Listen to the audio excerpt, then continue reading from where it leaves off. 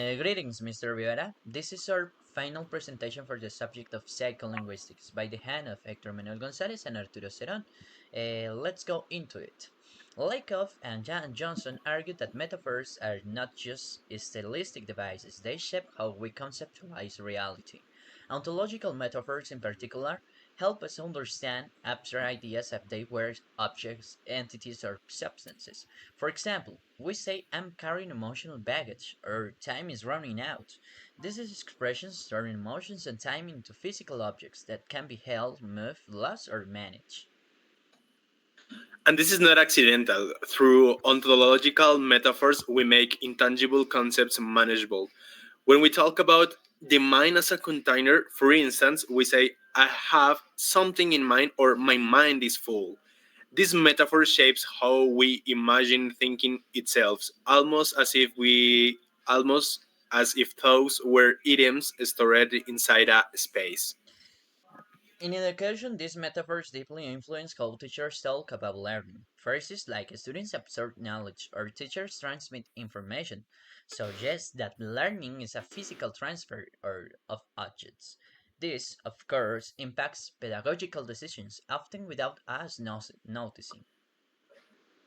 So, ontological metaphors not only structure our language, but they also structure our professional actions and expectations. Understanding them makes us more aware of the unconscious assumptions we bring into our teaching and learning experiences.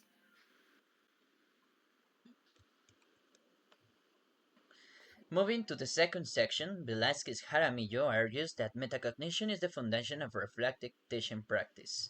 Metacognition means being aware of our own thinking, planning how we teach, monitoring what happens in the classroom, and evaluating the effectiveness of our decisions. A metacognitive language teacher is someone who constantly asks why I am teaching this way, what strategies are appropriate for this group, or how can I adapt when something isn't working. These types of awareness leads to more intentional teaching and more flexible pedagogy. Metacognition also supports self-regulation, helping teachers recognize their strengths, identify areas for improvement, and adjust their approaches in real time. And ultimately, cognitive awareness enhances classroom adaptability, something essential in multilingual and multicultural contexts.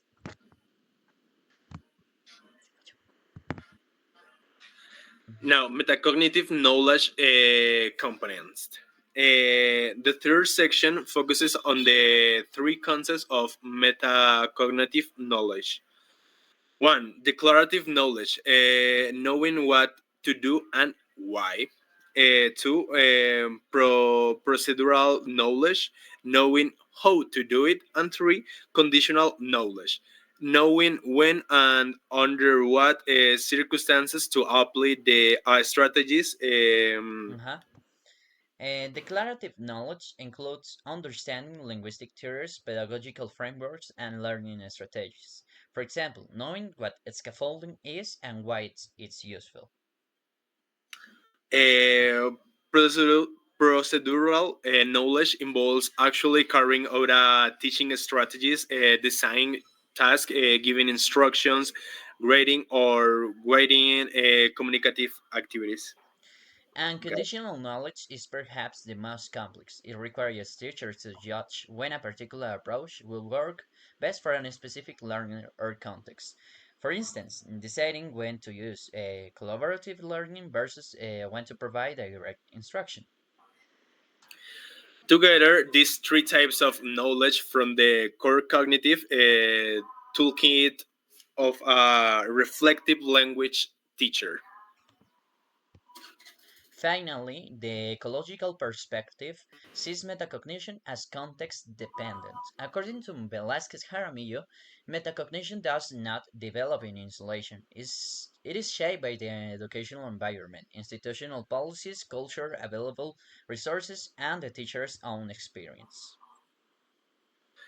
This means a teacher's reflective capacity emerges from constant interactions with the environment. For example, supportive instructions that encourage professional development tend to cultivate teachers with stronger metacognitive abilities.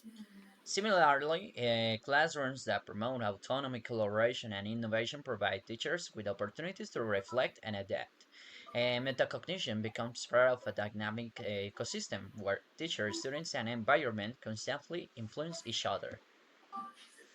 So, writing down seeing a metacognition as in an individual skill, the ecological perspective frames it as collective, interactive, and evolu- evolving process.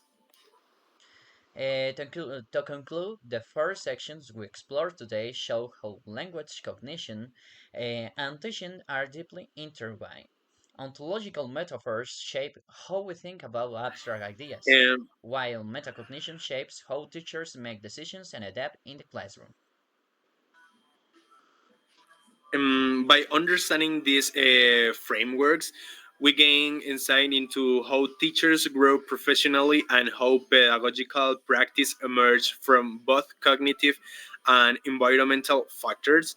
Ultimately, this awareness allows us to teach more intentional, more reflectively, and more effectively. Uh, And that, that's all. Thank you so much for your time and see you in the next subject. See you. thanks you.